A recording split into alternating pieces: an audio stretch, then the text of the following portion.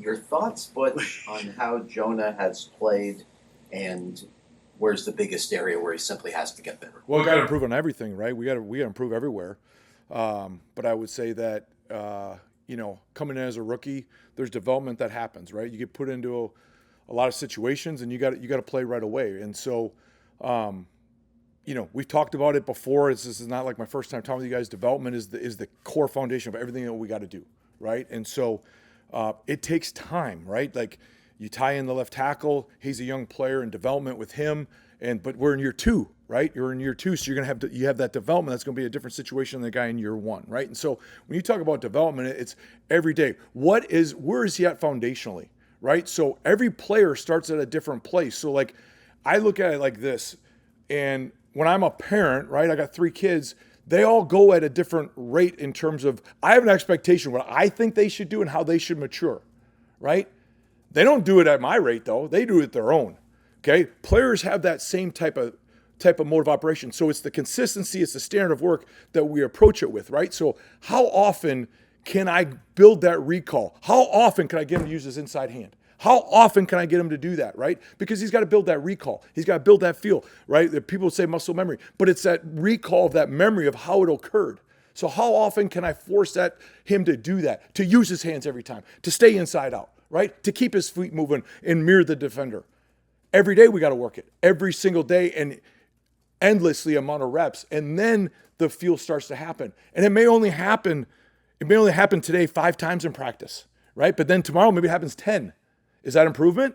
Yeah, that's twice as many.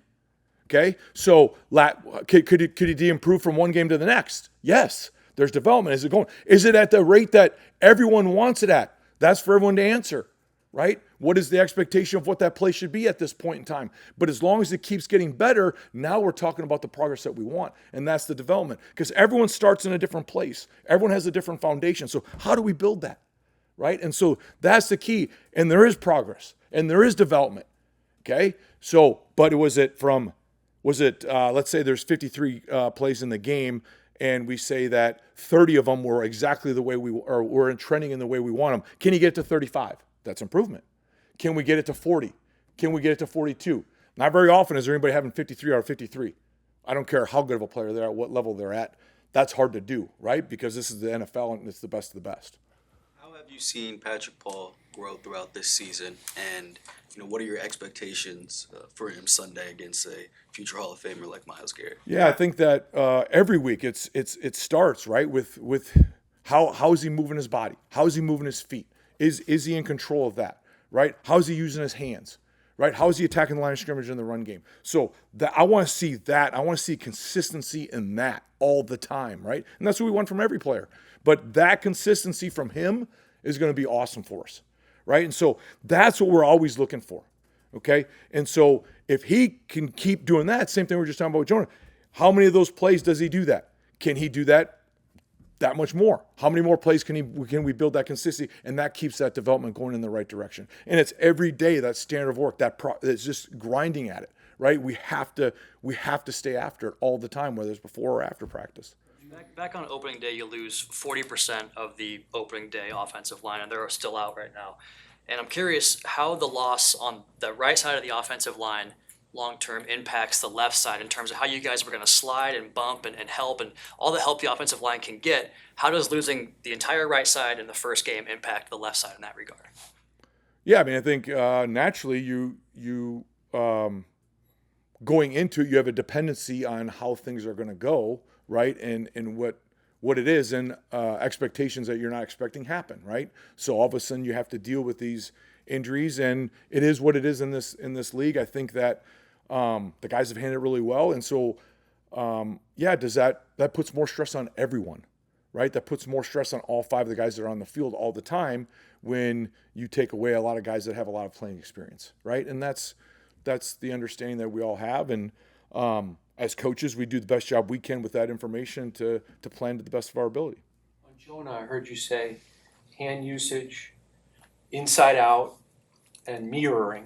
Mm-hmm. In the moments in which we all see Jonah appear off balance, what goes wrong? All 3 of those things, right? Which would be you could go across the board all five of those guys, right? We have to be connected with our feet. We have to be connected to defend with our hands. We got to be moving our feet. We have to maintain our leverage, right? That's every block on the field. So everything that we do is for that, for all five guys at all five times, right? So how often can we replicate that for them, right? And everybody has a better understanding of that based upon their years of experience, right? So Brewer's going to have a better understanding of that in year 6, and Larry Bourne's going to have a better understanding, even though he may be viewed as what his role is, but he's got 5 years in this league, right? So their understanding of those things are going to be a lot further along than somebody who's a rookie. You know what I mean? Frank gave us insight last week as to why the decision was made to play Jonah on the left side when he had played primarily right guard. Obviously played some left tackle at Arizona as well. He said, we want Patrick and Jonah on the same side together. Do you, to your core, believe that Jonah would be just as effective or ineffective if he were back on the right side? Do you think that has had any bearing at all on the quality of his play? I don't think that has any bearing at all, because if we're looking at everything at all times. If we felt like what the issues were, what would be deemed as an issue, would that be over there on the right side, right? And so when you look at it and say it doesn't matter what side he's playing on, the things that we need to get better at are going to be the same things we have to get better at no matter what side he's played. And he played right and left side, whether he's at left tackle, which is when guys go from college to NFL, they're moving positions all the time. So he's played right and left. I wanted to ask you about Patrick Paul. We see the growth and development, obviously, tremendous challenge this week. But what was it that took him from where he was in his 300 snaps as a rookie to where he is now? Patrick's done an unbelievable job of being a professional and understanding the work that he has to do to get himself ready, in the off season, to get ready for the training camp and the regular season, and then what he's got to do day to day and during the week to get himself ready to play on Sunday. And he's done a good job of taking all the information in that we give him, processing all of that, what he has to do in terms of his film study, having extra meetings with us as coaches, doing all that so he has all the information. He's getting all the information he needs so that he can be the most productive on game day, right? And so he's figured that out very early, that is very important. And so that's what he has done, and so he's done a tremendous job of that. How do you bottle that? How do you replicate that? How do you mass produce that? Or is it just in the individual? Well, it's something that I think that we talk about as a group, and we try to in the room, when I talk about the standard, those are the things that we're trying to replicate with everybody in the room. We try to teach them how to do it. We try to teach them how to watch tape, what you need to look at, what type of work you need to put in, and then you have older players that help. Right? We have Dan Brunskill, who I worked with before, who I know really well. Kendall Lamb is back, right? So we have these guys, and then Austin Jackson's been in the room now, right? And so we have these guys that have either been around with me previously.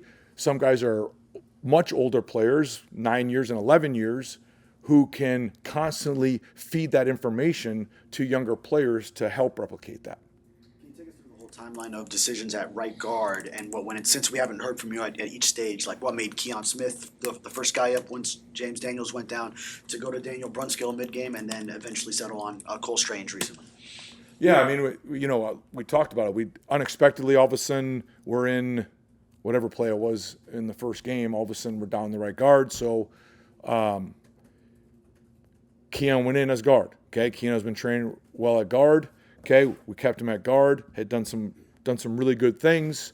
Got in the Buffalo game, just the way things had gone. We felt like Dan's played a lot of guard, but he's also the backup center, right? And so you have a fine line of saying, okay, these are two. Do you want your both centers on the field at the same time? Because you got to get the quarterback the ball, all right? Otherwise, we have no play, right? So do we want to do that? But at that point in time, we felt like that was in our best interest, okay, to have him to finish that game, what we felt like with the way the game was, to give us the best opportunity to try to win that game, okay? So we went down that path, and then, obviously when we lost James, we were able to, personnel department did a great job in helping us find Cole and keep working with him and developing him until we felt like he was in a position, because he's got a lot of starts, and we think he's a good fit physically and how he does things in terms of what we're doing, and he's done a good job for us at that point and keeps developing himself because he's only been with us for however many weeks now. But regarding Brew, I talked to him about playing with the pick. There were times last week that he couldn't even use that right arm. He's just using the left arm. What did you see from him playing last week? And you know, I know that's part of his job description, but what, you know, courage and guts or talent, what did you see last week from Brew? I saw a guy that's highly competitive, that's a leader on our team, that tries to do everything the right way, that helps set the standard in the room and continues to help set the standard in the room, and constantly pushing the envelope with our players. He's another guy that's helping guys in what you're asking about. How do you help younger players? How do you teach them? How do you help develop players? He's a guy that's always looking to do that. And I saw the same type of guy that I see every week and every day, what I saw from last week, and a guy who's continues to try to be a leader and get us to keep pushing our standard of work and how we can continue to get better. And that's what I saw from him on Sunday.